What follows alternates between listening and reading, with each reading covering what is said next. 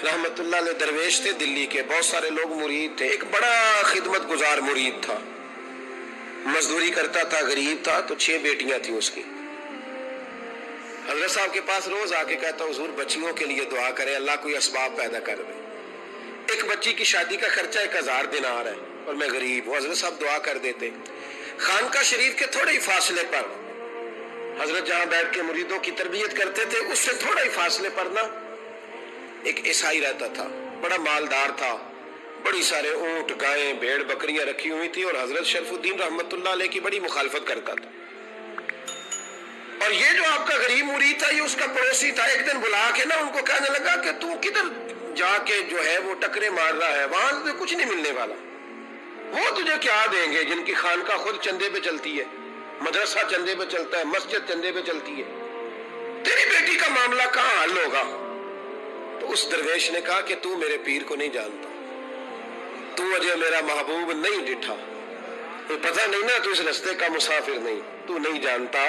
उनका बस चले ना तो वो हर कीमत में मेरी बेटियों की शादी करा दे। अब वो ईसाई था, कहने लगा अच्छा चलो ठीक है, अगर इतनी बात है ना तो जाओ उनसे जाके कह दो कि 6 साल के लिए मेरे साथ मुआहदा कर ले, तो मेरे जानवरों को चारा डाल दिया करे, 6 साल ड्यूटी करे, मैं 6000 दिनार दे देता हूं। वो मेरे साथ 6 साल मेरे जानवरों को चारा डाले रखते हैं ना, अब चारा डालने के लिए एडवांस पैसे दे के। अब तो लोग उन्हें भी गुलाम ही बना लेते हैं, बड़ी थोड़ी तनख्वाह देते हैं, जुल्म करते हैं, पूरा मुआवजा नहीं देते। हजरत शेख शरफुद्दीन के बारे में वो कहने लगा, जो अपने पीर से जाके कह के मेरे जानवरों को 6 साल चारा डाले, मैं 6000 दे देता हूँ, तू जो कहता है हर कीमत पे जाने को तैयार है। उसने जब ये बात की तो मुरीद ने नाराज हो गया, वो लड़ाई हो गई, गिरबान पकड़ लिया, झगड़ा हुआ, बात बड़ी दूर गई। इस तरह की बात करता मेरे हजरत के बारे में, तेरे जैसे कई मैं वहां काम पे रखा दूं। जब वो बड़ी बहस हुई, बात मोहल्ले में, इलाके में फैल गई, दुनिया ने सुन ली, तो शेख शरफुद्दीन तक भी पहुंच गई। इस तरह झगड़ा हुआ है। लोग सो गए इशा की नमाज के बाद। हजरत साहब ने ना सर पे कपड़ा लिया, उस ईसाई के दरवाजे पे दस्तक दी, वो बाहर आया, फरमाने लगे लोग तो सोच समझ के मुलाजम रखते हैं, तूने भी तो सोच ही लिया होगा, तभी तो मुझे ऑफर की है। तू अपनी ऑफर पे कायम है? वाकई मुझे रख लेगा और 6000 दिनार दे देगा? कहने लगा जा बाबा काम कर अपना। फरमाया नहीं, तूने इतने लोगों में बात की, इतनी बहस हुई, तो कायम है? कहने लगा मैं तो कायम हूं, पर आपने नहीं कायम रहना। फरमाया मैं सोच समझ के आया हूं। उसने कहा आप ड्यूटी करेंगे, भैंसों को चारा डालेंगे? फरमाया एक शर्त, बस जब अजान हो जाए ना तो मुझे रब की नमाज पढ़ने की इजाजत दे देना, बाकी सुबह शाम जो तू कहेगा। अगर उस गरीब की बेटियां ब्याही जाए तो मुझे और क्या चाहिए? उसकी 6 बेटियों का बोझ है उसके सर पे, तू मुझे रख ले। अल्लाह अकबर। वो कहने लगा चले पे मेरे साथ खते बंदगी कर ले। आजकल हम स्टाम करते हैं, उस जमाने में खते बंदगी होता था, गुलामी का खत काजी शहर के पास, यानी उसका ख्याल था कि चलो स्टाम की बात करूंगा तो भाग जाएंगे। फरमाया चल मैं तैयार हूं। काजी तक गए, तय हो गया, 6000 दिनार दे दिए। हजरत ने मुरीद को बुलाया, फरमाया पुत्र ये ले जा मेरी बेटियों को रवाना कर दे। कहने लगा हुजूर ये क्या कर रहे हो आप, कुछ सोचे? फरमाया यार जब तुझे बेटा बना लिया तो फिर मेरी पोतियां तो लगती हैं ना, मेरा हक तो बनता है ना, जा जाके ड्यूटी कर, उनको ब्याह दे। बात फैल गई, बादशाह भी अकीदतमंद था, वो 12000 दिनार लेके पहुंचा। क्या बताऊं इन रब के बंदों का दिल कैसा होता है, क्या दर्द होता है, क्या रंग। 12000 दिनार लेके बादशाह आया और आके हजरत को पेश किए, का हुजूर आप दें इस ईसाई को डबल दें और जाए काम करें।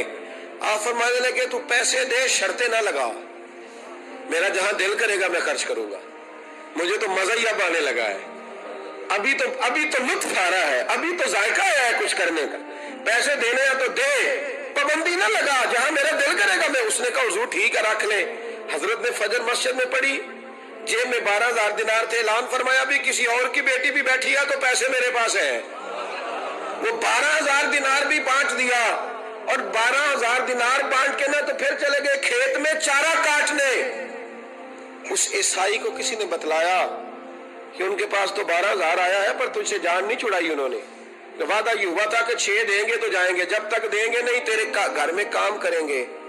वो ना चारा काट रहे थे, हजरत साहब तो वहां पहुंच गया, दूर जाके खड़ा हो गया, कहने लगा बाबा پہلے تو میں نے مسلمانوں کے اخلاق سنے تھے، اب تو میں نے دیکھ بھی لیے۔ پر یہ بتا، جب 12,000 آیا تھا جان کیوں نہیں چھڑائی؟ تو حضرت چارہ کاٹتے کاٹتے رو پڑے، فرمانے لگے تو نہیں نہ جانتا، یہ بیٹیاں سانجی ہوتی ہیں، پتہ نہیں نا؟ میرے رسول پاک نے تو خاتم تائی کی بیٹی کے سر پہ کپڑا رکھ کے کہا تھا بیٹیاں برابر ہوتی ہیں، تو یہ نہیں پتا جب اس کی 6 بیٹیوں کی شادی ہوئی ہے میرے اندر روحانیت کتنی بڑی ہے۔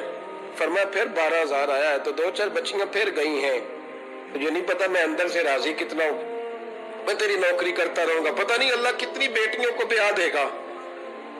اتنا رویا وہ عیسائی کے پیروں میں بیٹھ گیا، کہنے لگا بابا میں نے تیری مخالفت کی ہے پر تیرے قریب آ کے پتہ چلا ہے کہ تو بہت اونچے اخلاق کا مالک ہے، اور اگر تیرا یہ مقام ہے تو تجھے اخلاق سکھانے والے محمد عربی کی شان کتنی ہوگی۔ ظالم کی بولیے جاتے نہیں لوگ جھوٹے گواہ بن کے، وکیل صاحب کو نہیں پتا ہوتا کہ یہ بندہ مجرم ہے جو میرے پاس آیا، کیا مجرموں کے وکیل نہیں ہوتے؟ بولے تو اس کو پتہ نہیں ہوتا وکیل صاحب کو کہ یہ صاحب مجرم ہے، میرے پاس مقدمہ لے کے آئے، اور اگر بے ادبی نہ ہو جائے تو میرا خیال ہے قاضی عدالت کو بھی پتہ ہوتا ہے کہ مجرم کون ہے اور مظلوم۔ میرے نبی پاک صلی اللہ علیہ وسلم نے اس قدر زیادہ سختی فرمائی اس مسئلے میں، فرمایا جس کو پتا تھا کہ فلاں آدمی ظالم ہے، ظلم کر رہا، پھر وہ ظالم کا گواہ بنا یا اس نے ظالم کی مدد کی، کتنی کی؟ شارحین لکھتے ہیں چاہے اس نے ایک جملہ بول کے کی، چاہے ایک، سارے بولیے، چاہے ایک غریب کو اس نے ظلم کیا تو کہتے ہیں علاج یہ سی، چاہے ایک جملہ بول کے کی، شارحین اس حدیث کی شرح میں لکھتے ہیں ایک جملہ بول کے چاہے مدد کی، جس بندے نے کسی ظالم کی مدد کی کسی مقدمے میں یا کسی صورت میں اور اسے پتا تھا یہ ظالم ہے، میرے نبی پاک صلی اللہ تعالیٰ علیہ وسلم فرماتے ہیں اگر اس نے مدد کی، ابھی ظالم کی بات نہیں ہو رہی، ظالم کے مددگار کی بات ہو رہی، اگر کسی نے ظالم کی مدد کی تو حضور فرماتے ہیں خدا بھی اس سے بری و ذمہ ہے، رسول بھی اس سے بری و ذمہ ہے۔ سنبھال کے رکھے اپنی نمازیں، قربانیاں، حج، زکوٰۃ سنبھال کے رکھے۔ اگر ظالموں کا مددگار ہے، اگر ظالموں کا مددگار ہے، الیکشن آ لینے دے، آپ کو نظر آ جائے گا کون کون ظالموں کا مددگار ہے، نظر آ جائے گا۔ اپنی جیب سے لوگ پیسے دے کے ظالموں کی مدد کریں گے، ان کے فلیکس چھپوائیں گے، بورڈ لگوائیں گے، جیبوں سے پیسے دے کے۔ ہم نے خود آگ لگائی ہے چمن میں اپنے، بے سبب گردشی ایام کو الزام نہ دو، ہم نے خود نور کا ظلمت سے کیا ہے سودا، کر کے توہین سحر شام کو الزام نہ دو۔ ظالموں کے مددگار میدان میں آ گئے، یہ چھوٹا لفظ نہیں، میرے حبیب پاک صلی اللہ علیہ وسلم نے فرمایا جو ظالم کا مددگار ہے سن لے جو سجن کے ساتھ کچہری جاتا ہے، وہ یاد رکھے جو دوست کا گواہ بنتا ہے، وہ یاد رکھے جو کہتا ہے میں مانگی گیا تھا، مجھے بلایا گیا تھا قبضہ چھڑانے کے لیے کسی غریب بیوہ کی جائیداد پہ، کب وہ سن لے تو مدد کر کے نہیں آیا، تو خدا کے ذمے سے نکل گیا ہے۔ رسول پاک نے فرمایا تیرا میرا تعلق ختم ہو گیا، تو ظالم کا مددگار ہو گیا، پھر تو کہتا میں بے چین ہوں، میں بے قرار ہوں، میں آزمائش کا شکار ہوں، پلٹ کے دیکھ تو صحیح تیرا گناہ کتنا بڑا ہے۔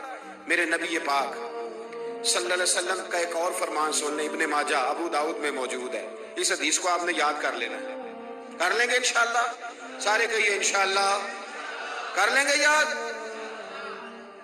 حضور صلی اللہ علیہ وسلم نے فرمایا اگر تو ظالم کی مدد کرے گا نا، یہ لفظ دل کی تختی پہ لکھ لینا، یہ مکافات عمل ہے، مکافات عمل دنیا، ادھر کرو گے تو ادھر بھرو گے۔ فرمایا اگر تو کسی ظالم کی مدد کرے گا، سن لے حضور کا فرمان ہے، اگر تو ابن ماجہ ابو داؤد سیاہ میں موجود ہے، فرمایا اگر تو کسی ظالم کی مدد کرے گا تو رب تعالیٰ مرنے سے پہلے پہلے تیرے اوپر بھی ظالم کو مسلط کر دے گا، تیرے اوپر بھی ایک دفعہ ظلم ضرور ہوگا اگر تو ظالم کی، وہ کسی صورت میں بھی ہو سکتا ہے، کسی صورت میں بھی تیرا بیٹا ہی اٹھ کے ظلم کر دے گا، تو الجھ جائے گا، کسی نہ کسی جگہ تیرے لیے تباہی کا سامان ہوگا، تیرے اوپر ظلم ہوگا، اس لیے کہ تو ظالموں کا مددگار ہے۔ چاہیے یہ تھا کہ تو مظلوم کی مدد کرتا، انسانی ایمانی یقین کا فریضہ سر انجام دیتا، تو ظالموں کا مددگار ہو گیا۔ ٹٹول کے دیکھ لیں، رزلٹ نکال کے دیکھ لیں، ہمارے زمانے میں ظالموں کے مددگار زیادہ ہیں، اتنی لمبی زبانیں نکال کے ظالموں کی مدد کرتے ہیں. بڑے بڑے کالم نویس اللہ نے انہیں قدرت دی لکھنے کی تو اپنا قلم ظالموں کی مدد میں خرچ کرتے ہیں. وہ لوگ جن کو اللہ تبارک و تعالیٰ نے قدرت دی، ہمت دی، طاقت دی، کچھ لوگ ان کے حلقہ احباب میں وہ اپنے لوگوں کو استعمال کر کے ظالموں کی مدد کرتے ہیں، ظالموں کی مدد کرتے ہیں. میرے نبی کریم سید عالم نور مجسم صلی اللہ علیہ وسلم نے فرمایا اگر تو نے ظالم کی مدد کی تو جب تک تو توبہ نہیں کرے گا رب تجھ سے ناراض ہی رہے گا.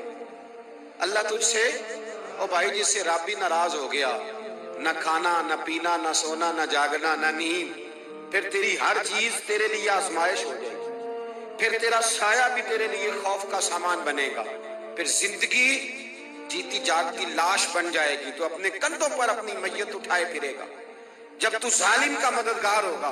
اور نبی پاک صلی اللہ علیہ وسلم نے فرمایا ظالموں کا مددگار بھی ظالم ہوتا ہے. ظالموں کا مددگار بھی، سارے بولے ظالموں کا مددگار بھی نہیں، کو نہیں، آپ سارے نہیں بولے، ایک دفعہ بولے ظالموں کا مددگار بھی. پکی بات ہے، ظالموں کا مددگار بھی. اللہ اکبر. جس کا یارانہ ہو، جس کا دوستانہ ہو، جو کہے میں نے نا اس کو اوکھے ویلے کے لیے ظالم کو یاد رکھا ہوا ہے. کبھی مشکل میں رکھے نہیں ہوئے لوگوں نے ظالم دوست؟ کہتے میں نے رکھے ہوئے ہیں، بلکہ ہمارے دیہات میں تو کہتے ہیں میں نے بازو بنائے ہوئے ہیں. کس کو بازو بنا لیا؟ ظالم بھی کبھی بازو ہوتا ہے. جو ظلم کی تلوار لیے میدان میں کھڑا ہے، قارون، حامان، فرعون، نمرود کا حال نہیں لوگوں نے دیکھا؟